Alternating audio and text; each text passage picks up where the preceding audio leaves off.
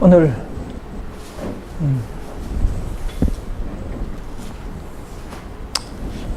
부산교회와 창녕교회 연합하고 또 광주교회는 화상예배로 함께 연합할 수 있게 해주신 은혜를 감사합니다. 오늘은 율법과 사랑이란 제목으로 함께 은혜를 받겠습니다. 여러분 성경 말씀 찾겠습니다. 고린도후서 13장 13절 보겠습니다. 고린도후서 13장 13절에 보시면 여러분 위로의 말씀을 하셨습니다.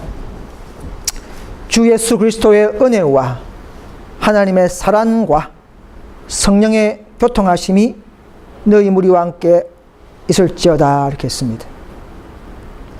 자, 이 구절에는 삼일체 되신 하나님께서 그 본질과 그분의 사합을 간단히 요약되어 있는 것을 볼 수가 있습니다. 우리는 그리스도의 은혜가 필요합니다. 그분의 십자가의 놀라운 공로와 피를 믿는 믿음이 필요합니다. 또 하나님의 사랑은 어디에 나타났습니까? 십계명 율법에 그분의 사랑을 반영시켰습니다.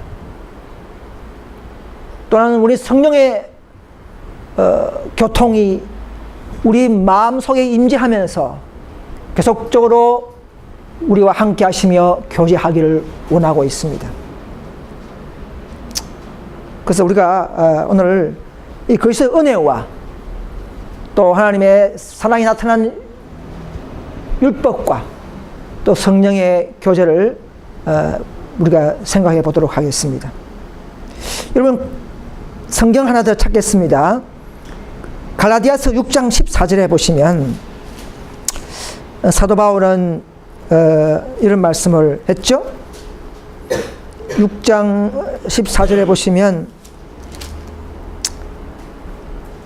그러나 내게는 우리 주 예수 그리스도의 십자가 외에는 결코 자랑할 것이 없으니 그리스도로 말미암아 세상이 나를 대하여 십자가에 못 박히고 내가 또한 세상에 대하여 그러하니라 했습니다. 17절에 6장 17절에 그 이후로는 누구든지 나를 괴롭게 말라 내가 내 몸에 예수의 흔적을 가졌노라 했습니다. 예수 그리스도의 은혜를 받은 사도 바울은 그 인생에 십자가 외에는 결코 1순위로 삼는 것이 없다는 것입니다. 자랑할 것이 없었어요. 다른 건. 그분은 특별히 예수의 흔적을 가졌다. 흔적이 무엇입니까? 흔적. 그는 처음에는 나쁜 일 많이 했죠. 스테반을 잡으러 다니는 그런 일에 가담했다가 다메섹 도상에서 하늘의 영광의 빛을 받고 눈이 부셔서 결국은 멀어버렸어요. 그래서 그 눈에 나타난 영광의 흔적을 특별히 사도 바울은 당했습니다. 고린도후서는 그것을 가지고 사도 바울은 육체의 가시라 그렇게 표현도 했죠. 눈의 흔적. 끝까지 예수님은 그 흔적을 남겼죠.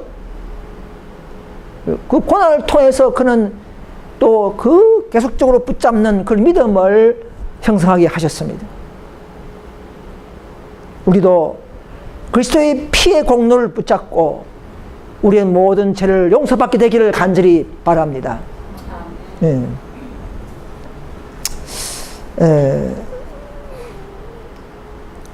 앞에 보시면 그 십자가에서의 공의와 사랑이 만남했습니다.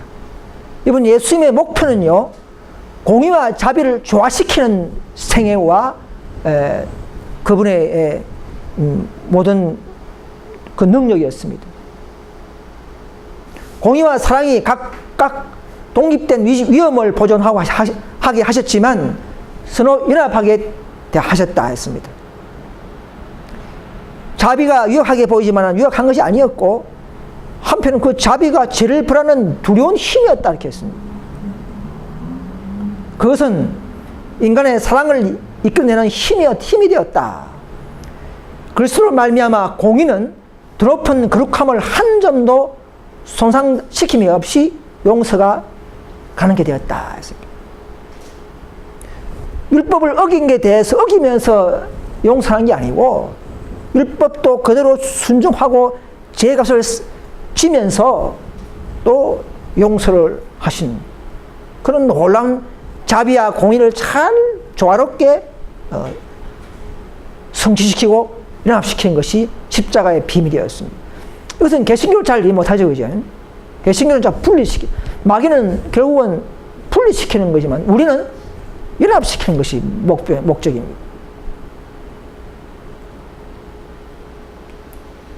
여러분, 로마서 5장 21절 보시면 제가 사망 안에서 왕노릇한 것 같이 은혜도 또한 의로 말미암아 왕노릇하여 우리 주 예수 그리스도로 말미암아 영생에 이르게 하려 함이라 했습니다. 이번에 아담의 죄가 말미암아 우리의 결과가, 그죠? 그의 죄의 성이 지금 유전되고 있지 않습니까? 그죠? 죄의 결과가. 그래서 모두 다 70억이 다 죄에 빠지고 죽게 되어 있지 않습니까? 그러나 낙심할 것이 아니라 한 사람 예수 그리스도가 죽음을 말미암아 그의 의로 말미암아 우리가 다 은혜 아래서 사는 또 왕노릇하는 것까지 있는 이 기쁨도 우리가 살펴봐야 할 필요가 있습니다. 우리가 죄를 짓게 되지만은 죄를 지을 수밖에 없는 인간들이지만은 낙심할 필요는 없어요. 매일 넘어질 수 있지만은 저도 그러나 낙심까지는 할 필요 없다는 것입니다. 왜냐하면 더 강력한 은혜를 사모하고 교제할 때에 우리 마음에 임재하면 불의를 행하려는 것보다 의를 행하는 것 더 쉽게 하셨다는 것입니다. 왜? 은혜가 능력 있는 분입니다. 그분은 자신의 인성으로 율법의 요구를 만족시키기 때문에 그렇습니다. 그래서 우리에게 은혜를 줄 수 있는 자격을 가진 분이에요. 이제는. 그때부터. 그래서 우리는 비록 죄인이 죄만 진다 하지만은 그러나 끝까지 우리가 그분을 붙잡고 구할 때는 은혜가 충만한 사실을 우리는 증거해야 합니다. 언젠가 그 증거가 우리 남은 무리에게서 나타날 것입니다. 그래서 누구나 다 달할 수 있는 거룩함이라 했습니다. 하나님은 항상 우리 보고 내가 거룩하니 너희도 거룩하라 했지 않습니까? 더욱 거룩하여라, 더욱 거룩하여라 하고 지금도 말씀을 하고 있습니다. 더 생명을 맛보라 이 말입니다. 더 생명 맛보라. 그것은 내가 선한 일을 했기 때문에 주는 것이 아니라 죄와 사탄을 이기려고 투쟁하는 모든 영혼들을 위하여 그분이 마련다 해놓으셨다는 것이죠.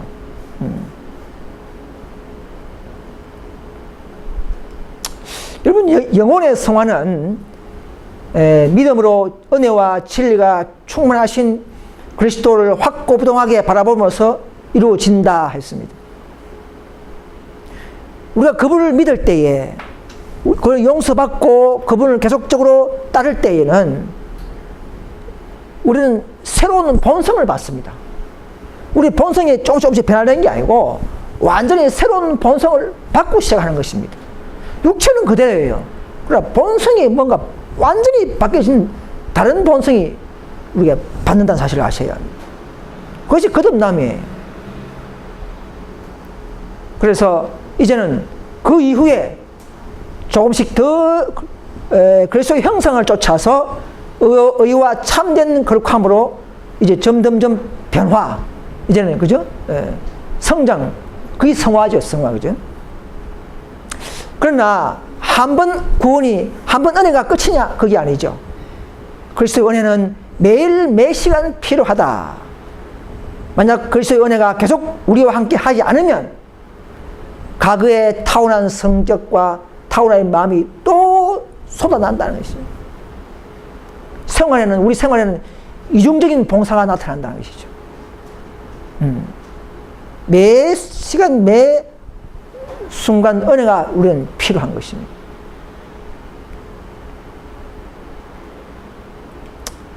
여러분, 로마서 보시면요, 3장 28절에 보시면 그러므로 사람이 없다심을 얻는 것은 율법의 행위에 있지 않고 믿음으로 되는 줄 우리가 인정하노라. 앞에 그림을 좀 보겠습니다. 학생들이 좀 있기 때문에 영민 형제도 있고 해서 그림을 제가 좀 올려봤는데요. 애벌레죠, 애벌레. 애벌레가 병 안에 딱 갇혀 있잖아요. 그죠? 자기 힘으로 나갈 수 있습니까? 좀 다른 세상에 가고 싶은데 병을 나갈 수가 없어. 우리 인간과 동일한 입장입니다. 우리 인간도 이제 죄인된 우리는 스스로 능력으로는 못해요. 애벌레 같은 존재입니다. 즉 다시 말해서 자기 힘으로는 율법 지킬 수 있습니까? 힘들어요. 뭐 좀 하다가도 또 넘어지고 또 완벽한 율법 지키기 힘들립니다.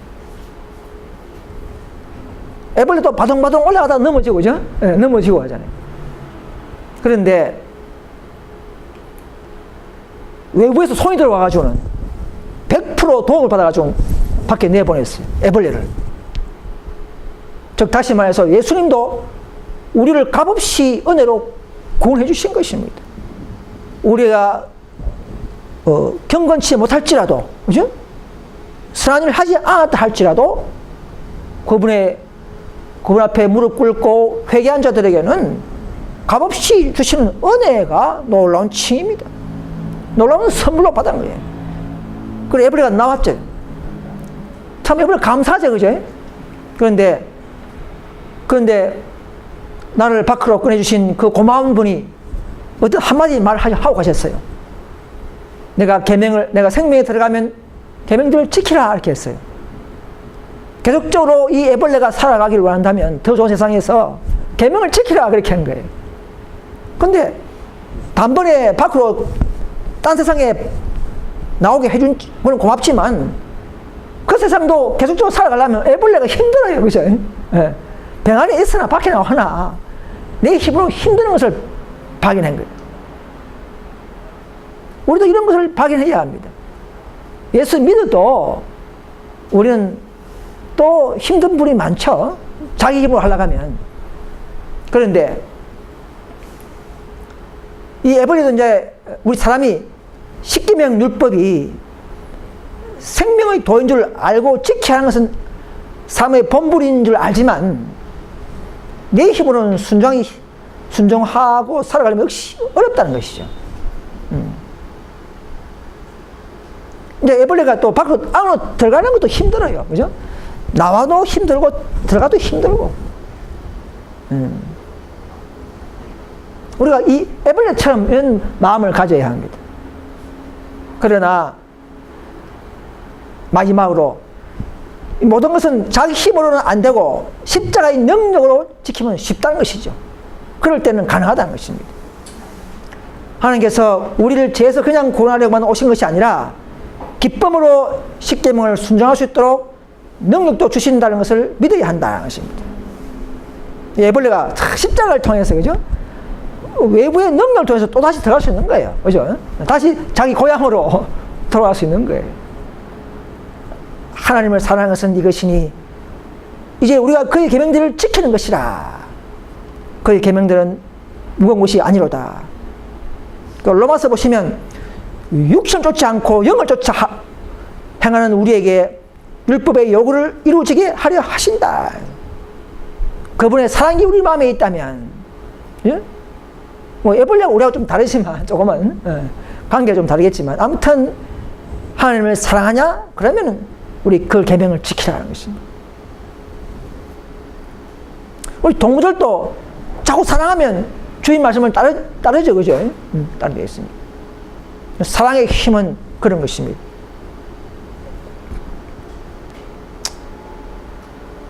여러분, 로마서 7장 9절에 이런 말씀이 있습니다. 전에 율법을 깨닫지 못할 때에는 내가 살았더니 계명의 이름에 죄는 살아나고 나는 죽었도다. 아니, 사도 바울이 율법에서는 흠이 없다 열심히 지킨 사람인데 여기 보면 바울이 율법을 깨닫지 못했다 그렇게 했어요. 율법을 잘 지켰지만은 그 율법을 깨닫지 못했다는 것이죠.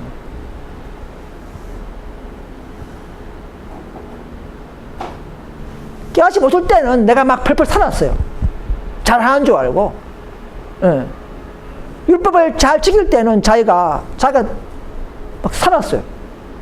어렵다 느낀 것이죠. 그런데 진짜 율법의 본질을 깨달을 때는 어떻게 했습니까? 그 계명을 다시 한번 내 마음에 이룰 때는 나는 와, 내가 정말 죄인이구나. 예. 이것이 계명의 힘이에요. 계명의 힘은요, 그리스도와 같이 되는 것입니다. 만들어주는 거예요. 그 의는 겟세마네의 길을 걸어가신 그리스도의 생애가 나의 심령에 각인된 그 의라는 것이죠. 그런 자들은 더 자신을 낮추고 더 겸손하게 만들어주는 그 계명의 의와 그리스도의 의는 동일한 본질인 것입니다. 그래서 사도 바울도 가게는 율법을 잘 지켰으며 율법을 흠없이 지켰지만은 그때는 자기가 살아있다 생각했어요. 그러나 그때 유대인들도요, 율법이 생명의 기능을 알았어요. 율법을 지켜야 된다. 이 중요하다. 알았지만은 율법의 기능을, 본질을 잘 몰랐어요.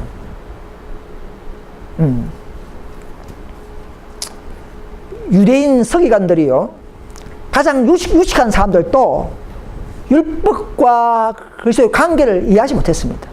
율법은 내용은 줄줄줄 외웠잖아요. 그죠? 이게 뭐 머리도 차고 막 했잖아요.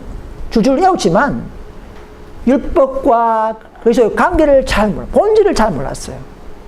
그러니까 그는 율법을 잘 지키는 것을 생각했지만 예수님은 못 지킨 것이라고 했잖아요. 본질을 하도 안 지킨 것이죠. 본질을. 생명을 주는 길인 것은 알았지만은 성령을 통한 생명의 도를 깨닫지 못했다는 것이죠. 그래서 우리도 거듭난 후에는 이제는 율법을 대하는 관점만 달랐지 역시 똑같이 율법을 지키고 사는 것입니다. 개신교는 이걸 분별할 줄 몰라요. 그들은 율법 따로 믿음 따로, 우리는 한 율법을 가지고 거듭난 정신으로 지키는 자유율법, 옛날 유대인들처럼 형식만 지키는 외적인 의식율법 이렇게 보잖아요. 그런데 개신교는 율법은 따로 믿음 따로 이건 잘못된 겁니다. 우리는 한 율법 안에서 보는 정신이 달라진 것입니다. 그래서 아무튼 이 율법은 우리의 그리스도인의 의의 표현이 되며 하나님의 품성에 반영된 것이죠. 그래서 정말 우리가 사랑이 있다면, 정말 우리가 예수님을 통해서 거듭났다면, 우리는 율법 잘 몰라도 뭔가 양심적으로, 그죠? 뭔가 지키고 싶은, 선한 일에는 같이 순종하고 싶은 마음이 생기면서 지식을 통해서 더욱더 깨닫고 해서 우리는 순종이 더 증가되는 것입니다. 이럴 때 그 율법은 나를 정말로 자유하게 하는 완전한 율법이 되는 것이죠. 새 언약에서는 그래서 성령께서 우리 마음에 거기를 하시는 것입니다. 그것이 새 언약 율법이에요. 그리스도를 통한, 성령을 통한 순종을 행하게 만들어준다는 것이죠. 내가 만들어준다는 거예요. 나를 만들어준다는 것이죠. 그래서 16세기에 마틴 루터 깨달은 믿음의 의는 우리는 가만히 있는데 용서한다, 덮어주시는 의란 것이죠. 마틴 루터의 의는 그냥 우리를 죄인을 의인으로 만들어주는 용서 차원이지만은 19세기 이후에 존 1888년에서 말하는 의는 우리는 어려운 자를 의를 행하게 만든다. 행하면까지 만들어주는 의라는 것이죠. 그게 좀 달라요. 그래서 율법과 복음을 조화시키는 생애, 그 생애가 지성소에서 오늘 우리에게 주시는 완전한 의의 빛인 것을 우리는 알고 있습니다.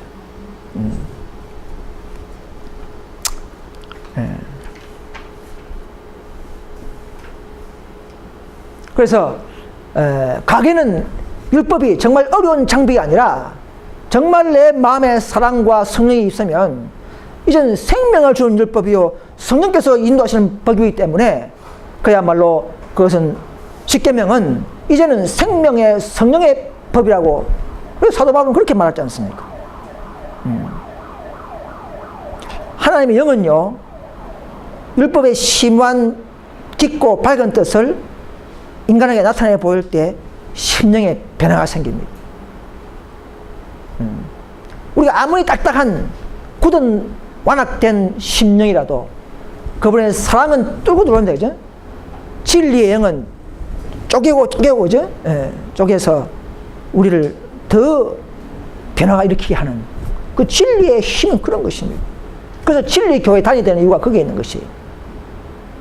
그래서 우리는 이제는 그 어렵고 미운 율법이 아니라 율법을 반표하신 그 하나님의 뜻, 율법 속에 있는 그리스도의 사랑, 그분의 뜻을 보게 된다는 것입니다. 여기까지 도달해야 되는 거예요. 율법은 우리에게 주신 것은 우리를 살리려고 주신 울타리라는 것이죠. 생명의 도라이지 않습니까? 우리의 행복과 안전을 위하여 유익을 위한 목적인 것을 우리는 알고 있습니다. 그래서 요약해보면 십계명은 하나님 자신의 품성을 표현한 것이라는 것이죠. 문자적으로 이 십계명은 그 십계명의 원칙은 아담 때부터 지금까지 불변하다는 것이죠. 하나님은 뭐 변질되는 게 없죠, 그죠? 완전한 법이니까. 또 율법은 거울이죠. 죄인을 그 율법을 볼 때마다 나는 죄인이구나 하면서 나는 예수님께로 인도되는 모황성생이죠. 십계명도 모황성생이죠.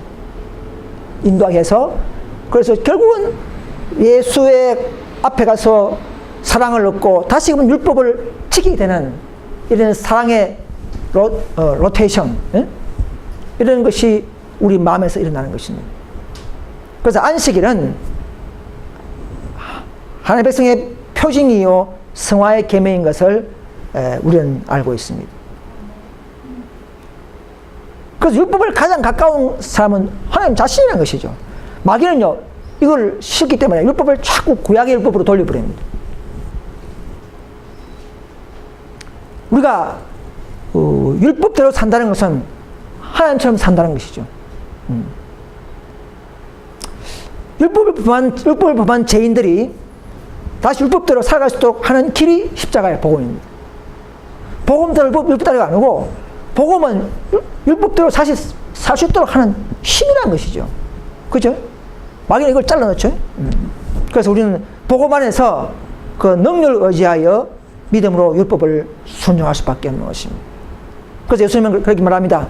요한복음 14장 15절에 너희가 나를 사랑하면 나의 계명을 지키게 된다는 것입니다. 율법의 의와 그리스도의는 동일한 것이기 때문에 한 근원에서 나왔기 때문에 그런 겁니다. 여러분 그리스도의 특별한 사명이 있는데요. 예수님이 왜 이 땅에 오셨습니까? 우리 인간의 죄를 대속하기 위해서 인간의 받아야 할 그 사망의 저주를 둘째 사망의 저주를 짊어지신 분입니다. 그렇게 함으로써 인류에 대한 놀라운 사랑의 증거를 우리가 보여주신 것입니다. 그죠? 2000년 전부터 지금까지 그분도 계명에 복종함으로써 아버지의 그 율법의 존엄성을 높이신 분입니다. 우리 십자가를 바라볼 때에 그분의 죽으심을 바라볼 때 율법은 불변하구나. 율법이 지적하는 죄에 대해서 반드시 죽어야 하는구나 하는 것을 깨달아야 하는 것입니다. 율법의 불변성. 그러면 안식도 마찬가지예요. 안식도 불변성이라는 것입니다. 또 인간들에게 죄를 깨닫게 하러 오신 것입니다. 죄를 많이 깨달아야 그분의 은혜가 풍만히 우리에게 줄 수 있는 것이죠. 이를 제일 잘 못 깨달으면 그리스도가 우리에게 충만하지 못합니다. 그래서 정로 참삼위일 정로기단 보면은 자기의 죄가 흉악하다는 것을 못 느끼는 사람들은 그리스도가 아직도 마음속에 충만히 임재 못했다는 것이고, 아직도 그리스도를 더 그분의 사랑을 충만히 보지 못했다는 것을, 거룩함을 보지 못했다는 증거라는 것이죠. 인간들이 계명을 순종할 수 있도록 하기 위해 이까지 오셨다는 것입니다. 그냥 뭐 제대속 구원받았다 이런 개신교주를 저렇게 하죠. 그러나 지성소에서 삐쳐나온 빛의 복음은 그 대속의 결과로 말미암아 능력을 받아서 성령을 통하여 다시금 아담은 어겼던 율법을 순종할 수 있는 데까지 회복시키는 것이라는 것이죠. 그건 우리가 해야 할 일이에요. 그런 우리가 계몽을 완전한 복음을 증거해야 합니다. 반쪽 복음을 갖고 있는 개신교에게 우리는 완전한 복음을 증거해야 합니다. 율법을 회복시키는 십자가라는 것이죠. 그 복음을 증거해야 될 줄 믿습니다. 사탄은 사람들에게 율법이 지킬 수 없는 율법이라고 하나님께서 만드셨다는 사탄의 거짓을 폭로하기 위하여 예수님은 오셨다는 것이죠. 마귀는 이제 죄인은 절대 율법 지킬 수 없다 이래 하는 그 말을 거짓이다 폭로하기 위해서 직접 오셔서 인성으로 율법을 직접 순종을 보여주신다는 것이죠. 그럼 그 인성이 우리 인생 같은 인성이죠. 그럼 우리도 그분을 믿을 때에 능력을 통해서 은혜 안에서 순종할 수 있다는 사실입니다. 지금 내가 안 된다고 해서 안 되는 게 아니고 이 완전한 그 정명, 그죠? 이 원칙, 이것은 확실한 것입니다. 이 보증은 확실한 것입니다. 자, 개신교에서 주로 곡해하기 쉬운 구절들이 있죠. 성경에 보면 제가 5가지가 제가 뽑아놨는데요.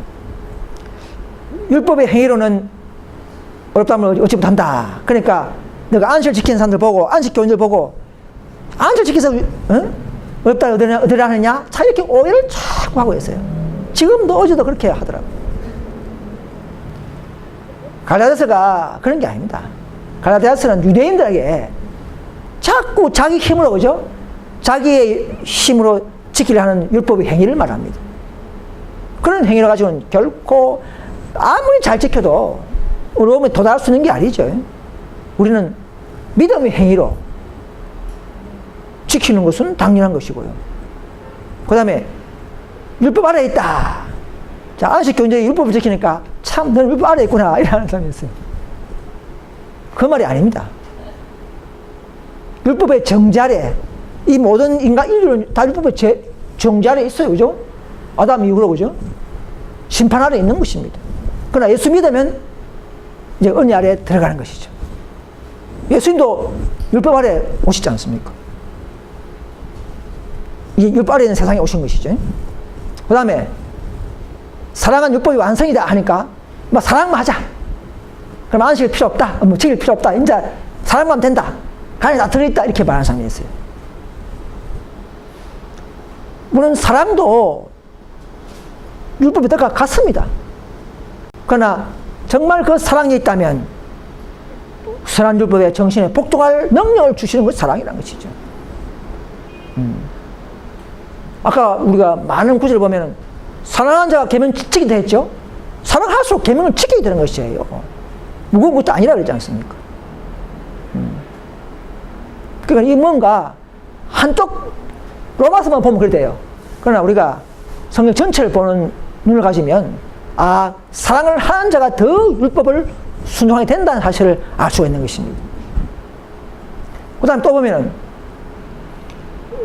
율법과 선지자는 요한의 때까지 하니까 요한의 때까지만 지키면 된다. 10계명은 그렇게 말하는 사람이 있죠. 그게 아니고 계명 폐지의 말이 아니고 구약 성경을 말하죠. 율법과 선지자는 구약 성경은 모든 거기에 나오는 모든 예언들은 메시아 초림의 예언들은 요한 때까지라는 것이죠. 왜? 그 이후에는 직접 예수님이 오셔서 원형이 오셔서 그분을 믿으면 다 복음 안으로 들어가기 때문에 구약의 모든 그림자 같은 예언들은 실체 오기 전까지 예언이라는 것입니다. 그 말이에요. 계명 폐지는 말이 아니고. 어떤 분 그래요. 침례요한까지 계명 지키고, 지키면 지키고, 신약에는 복음을 믿으면 된다. 이렇게 막 나누는 사람이 있어요. 이미 다 마귀가 그렇게 가르쳐 놓은 겁니다. 따로따로 분리시키는 겁니다. 또 로마서 보면은 그리스도는 율법의 마침이라 하니까 그리스도 믿으면 이제 십계명 필요 없다. 이런 생각을 하는 사람이 있어요. 이 말을 가보면 그 당시 유대인들에게 하시는 말씀이죠.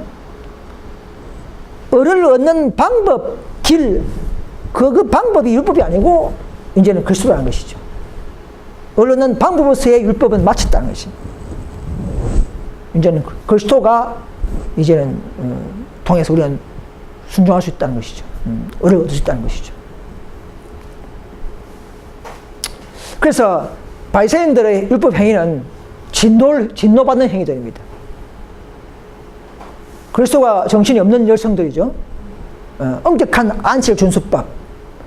지금도 많은 개신교인들이 자꾸 너 안식 지킬래? 그럼 바리새인 같이 지키라 이렇게 말하는 사람이 있어요. 그거는 성경을 잘 못 보는 겁니다. 바리새인들이 만드는 63가지의 안식이지 그리스도가 만드는 안식이 아니라는 것이죠. 결코 우리는 율법의 행위로 구원을 얻을 수가 없습니다. 안식을 잘 지켜서 구원을 할 수 없죠, 이제. 우리는 다 알고 있습니다. 그러나, 그러면 안식을 지킬 필요 없습니까? 그건 아니라는 것이죠. 순종의 행위 없어도 구원받을 수가 없습니다. 믿음의 행위가 필요해요, 믿음의 행위. 이 믿음의 행위가 없으면 구원이 없어요. 궁극적으로. 아브라함이 왜 아들 주를 합니까? 예수 믿으면 되지. 그죠? 순종의 행위를 보여주죠. 참된 행위는 믿음의 열매이기 때문에 그렇습니다. 용서를 받은 경험과 감사함에서 나오는 즐거움의 순종의 열매. 이것이 바로 복음의 능력이라는 사실을 아시길 바랍니다. 많은 개신교인들이 모르기 때문에 이런 말씀을 하는 겁니다. 그래서 믿음과 행함에 보면요, 우리가 하나님의 율법과 조화를 이루어야 하는 반면에 우리는 율법의 행위로 구원을 얻을 수가 없다. 그런가 하면 우리는 순종 없이 구원을 받을 수가 없다. 참 어려운 말이죠. 어찌 보면요. 율법의 행위로 구원이 없다. 그런데 순종 없이 구원 없다. 이것을 우리가 정신 문제라는 것이죠. 안식이 잘못된 것이 아니고, 안식 자체가 잘못된 것이 아니고 행위의 정신이 잘못됐다는 것이죠. 이걸 개신교가 빨리 깨달아야 할 줄 믿습니다. 많은 개신교인들이. 그래서 그분은 율법으로 우리를 구원하지 않으며 또 한편으로는 율법을 불순종할 때도 구원하지 않는다. 이게 우리 마음에서 일어난 비밀이에요. 비밀입니다. 겉으로는 몰라요. 저분이 과연 뭐 믿음으로 하는지 행위로 하는지 아무도 모르죠. 하나님만 심판하시는 것입니다. 그래서 율법과 복음은 완전한 조화를 이룬다. 복음은 율법을 높이고 율법은 복음을 높인다. 양자가 다 나름대로의 위험을 갖고 있으며 율법은 양심과 마주 대하여 서서 죄인이 그리스도 곧 죄를 사하시는 속죄 제물로서의 그리스도의 필요성을 느끼게 해준다. 복음은 율법의 능력과 불변성을 승인한다.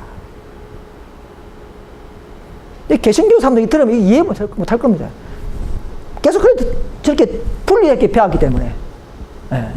이거 들으면 뭐 갈라디안주의다 뭐 이렇게 하고 복음에다가 막 첨가한다 하고 막 이런 식으로 계속적으로 그들은 오해를 하고 있습니다. 이거는 영원히 아마 그렇게 싸움될 거예요. 깨달을 때까지, 그죠? 그리스도께서는 인간으로 오셔서 그러한 생애를 사시고 완전한 품성을 개발시키셨다. 그리스도께서는 그것을 받고자 하는 모든 자들에게 값없이 선물로 주신다. 그분의 생명이 우리 죽을 생명을 대체해버리죠. 그죠? 그러면 사는 것입니다. 의와 생명은 그분의 의가 있다면 생명이 있는 것이고 생명인 자는 죽어도 산다는 것이죠. 그죠? 생명은 죽는 게 아니기 때문에 무덤에 들어가도 그리스도 의가 우리 마음에 있다면 성령이 있는 의는 죽어도 그분은 살아나는 것입니다.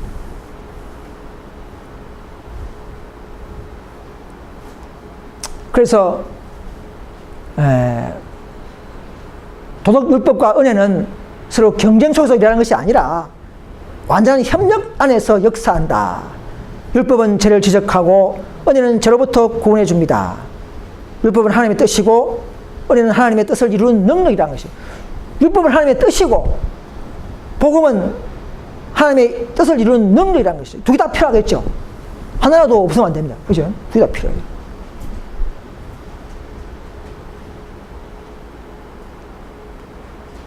여러분, 충성은요 비상사태만 나타납니다. 앞으로 이 세상이 자꾸 율법을 짓밟고 일률로 대체하고 짐승의 표가 일률 휴업령이죠. 법을 만들어서 결국은 안식을 지키지 못하게 만드는 이런 우리의 충성을 방해하는 비상사태에 그런 법이 가면 가질수록 우리는 어떻습니까? 그분에 대한 사랑이 더 강화되죠. 강화. 옛날 중세기 때 다 의인들은 다 그렇게 했어요. 핍박을 하면 할수록 더 살아나는 거예요. 더 불이 붙어요. 너 밑에 보면은 이런 말씀이 있습니다. 여호와 율법을 순종함으로 충성을 입증하려는 사람들은 모두 체포되어서 의 앞에 서도록 준비해야 된다. 다 여러분 다 앞으로 체포될 겁니다. 체포. 법원에 불려가고 당신이 왜 이렇게 법을 어기면서까지 일을 안 지키고 자꾸 반대로 토요일 안식을 지켰냐 물어보고 앞으로 청문회 하게 될 거예요. 우리는 준비되어야 합니다. 하나님의 법을 높이는 이유, 그분의 영원한 법 불변성, 그 배후에 마귀가 있다는 사실을 우리는 폭로해야 합니다.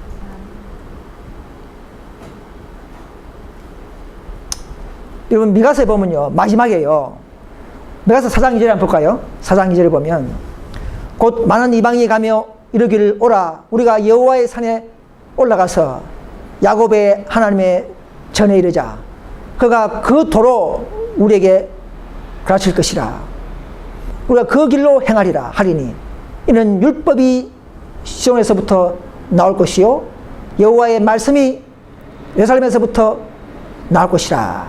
하나님의 교회, 하나님의 산이죠. 하나님의 교회의 도는 율법을 높이는 시온교회란 것이죠. 참 시온교회는, 시온교회 참도는 율법을 가르치고 율법이 나와서 율법을 높이는 교회란 것입니다. 이것이 예언되어 있는 거죠. 미가를 통해서. 그죠? 이 남은 교회는 예수 믿음으로 하나님의 율법을 높이고 순종하는 그 믿음까지의 복음의 능력을 세상 앞에 드러내야 할 줄 믿습니다.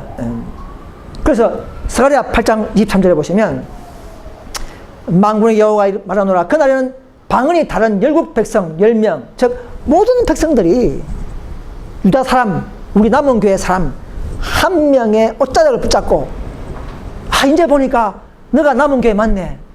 하나의 능력이 너한테 늦은이가 너한테 임하니까 아이고 너가 남은 교회 맞구나 하면서 붙잡고 나도 너희 왕이 가겠다 이렇게 하소연한다는 것이죠. 마지막 때는 저렇게 될 겁니다. 마지막 때. 지금은 우리를 조롱하고 멸시하고 왕따 시키고 하지만 이단이라 하지만 마지막 늦은 비가 내릴 때는 모든 백성들이 개신교인들이 그죠? 마지막 참된 복음의 진수를 깨닫고 하나님이 너희와 함께 하심을 들었나니 우리가 너희와 함께 가리라 하노라 하리라 하겠습니다.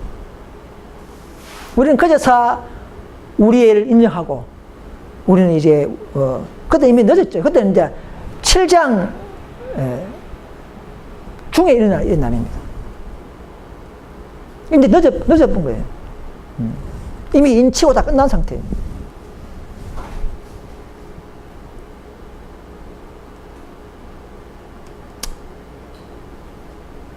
초대 그리스도인들은요 참 특별한 백성들이었습니다.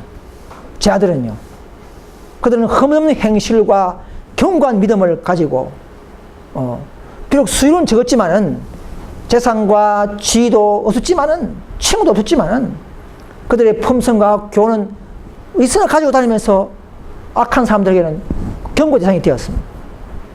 우리도 그런 믿음을 살아가야 할 줄 믿습니다. 그래서, 그러나 유대인들은 그들을 미워했어요.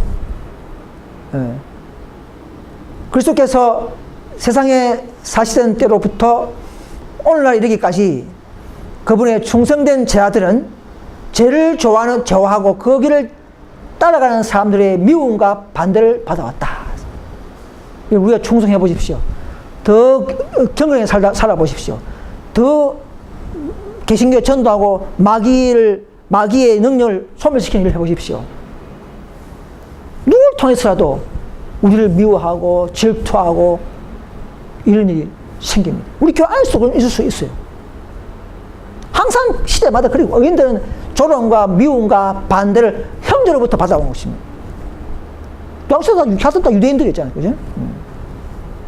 그래서 오늘날도 예수님의 길을 따라가고 예수의 빛을 드러내는 사람들은, 저와 여러분들은 미움과 반대를 다 받습니다.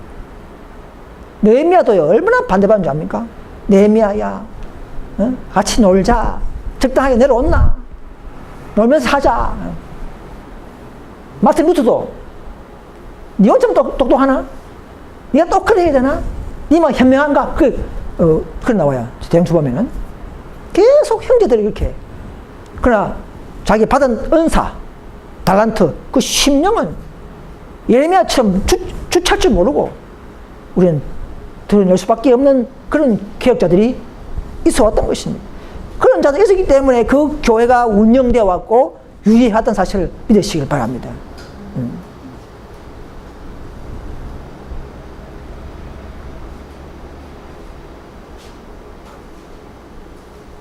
그래서 우리는 마음을, 이제 진짜 마지막입니다. 마음을 깊이 살펴야 합니다. 그때 사람들은 이 세상에 행한 모든 거래 관계를 분명하고 똑똑하게 기억할 것이다. 단 한마디의 말이나 단 하나의 행동이라도 다 생각날 것이다. 이게 언제냐면요, 예수 재림 후 천년기 때에, 그때는요 악인들도 파노라마처럼 자기의 죄가 자기 인생에 다 떠오르게 해서 지나게 만들어가지고 말 한마디 한 행동 다 생각나게 만들어버립니다. 저도 옛날에 요새 보면, 가만히 있어 보면 옛날에 내가 20년 30년 전에 했던 거 다 기억이 나요. 기억이 막 떠올라죠. 그래서 하나님 그때 참 죄송합니다, 용서하십시오, 이런 말도 하고. 그래서 그런데 하늘 가서는 그런 게 없겠지만 다 잊어버리겠지만, 그래서 지금 우리는 마음을 살펴서 다 회개하고, 그죠? 하고 우리의 어떤 정신에 소지한지를 각자 스스로를 살펴봐야 합니다. 율법을 통해서 살펴볼 때에, 또 회개할 때에 그런 자들에게 하나님의 사랑과 교제는 충분할 줄 믿습니다. 그래서 우리는 현재와 영원한 유익을 위해서 우리 행동을 스스로 비판하고 하나님의 율법의 빛 가운데 볼 때에 우리의 행동이 어떤지를 항상 하나님의 율법의 빛 가운데서 우리의 행동을 달아보시길 바랍니다. 왜냐하면 율법은 우리의 표준이기 때문에 그렇습니다. 그래서 이 대속죄일에 참으로 높은 표준에 높은 삶에 가는 저와 여러분들은 다른 개신교와 달리 우리는 더 그리스도의 그런 거룩한 백성으로서의 사명과 의무와 정신까지 갖게 되는 저와 여러분 되시기를 간절히 바라면서 오늘 모든 말씀들을 마치겠습니다. 감사합니다.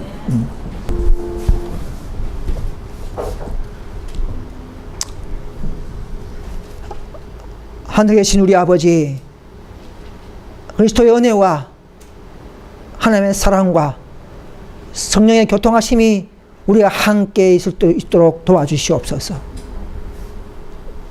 단번에 주신 믿음의 도가 우리의 심령에 각인되고 우리의 인생의 모든 주제로 삼으며 그리스도의 참된 동력자로서 하나님의 참된 파수꾼으로서 남은 교회의 백성으로서의 사명을 다할 수 있도록 인도해 주시옵소서. 오 아버지시여, 우리 예수님께서는 우리의 죄를 위하여 우리 저주를 저물으시고 돌아가셨습니다. 또 하나님의 계명에 복종하면서 우리에게 모범을 보이셨고 아버지의 존엄성을 높였습니다. 또 율법을 범한 죄인들에게 참으로 죄를 계속적으로 깨닫게 하셔서 자신에게 돌아오게 하고 십자가에게 무릎 꿇도록 하셔서 충만히 성령과 은혜를 주시려는 놀라운 사랑을 우리는 알고 있습니다. 오 아버지여, 우리 인간에게 능력을 통해서, 그 복음을 통해서 계명을 순종할 수 있는 힘과 능력을 허락하여 주시옵소서. 오 아버지여, 성령의 교통을 통해서, 진리를 통해서 우리 마음에 그 진리가 새겨지고 참된 우리의 마음의 생명의 성령의 법 되어서 놀라운 사랑의 법으로 온 세상에게 그리스도의 품성과 남은 교회를 증거할 수 있도록 인도해 주시옵소서. 오늘도 전국에 있는 우리 모든 형제들에게 은총을 주시고 또 병실에 있는 자매에게도 더 능력을 주시고 위로를 주셔서 주님 오실 때까지 또 진리로 즐거워하고 낙심하지 않도록 인도해 주시옵소서. 마귀는 때가 다 된 줄 알고 이 남은 교회를 더 흩어버리고 또 분리시키고 또 교인들을 낙심케 할 줄을 믿습니다. 오 아버지여, 우리는 오직 진리로, 진리의 영을 통해서 더 굳건한 믿음으로 그리스도와 교제할 수 있도록 인도하여 주시옵소서. 오늘도 주신 은혜와 사랑을 감사하며 예수님의 이름으로 간절히 기도드립니다. 아멘.